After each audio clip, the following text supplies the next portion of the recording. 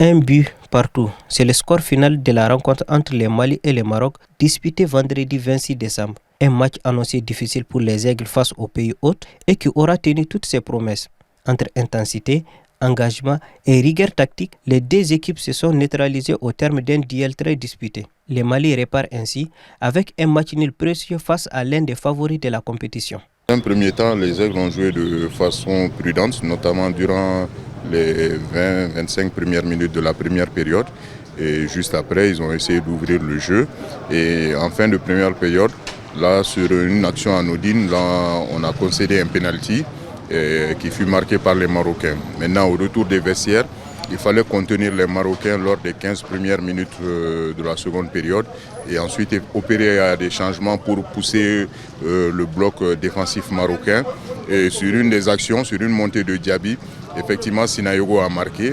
Dans cette rencontre, la performance du gardien malien Djigui Diarra a été déterminante.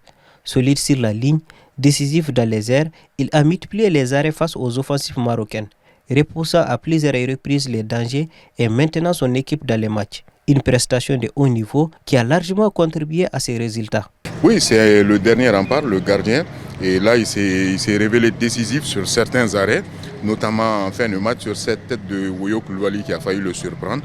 Donc Djigui, à 30 ans, c'est l'âge moyen pour un gardien de but, c'est l'âge mûr même pour un gardien de but. Donc là, il joue son rôle et de dernier rempart et on lui souhaite encore qu'il soit là pour sauver les meubles. Au-delà du portier, Lassana Sinayogo s'est également illustré.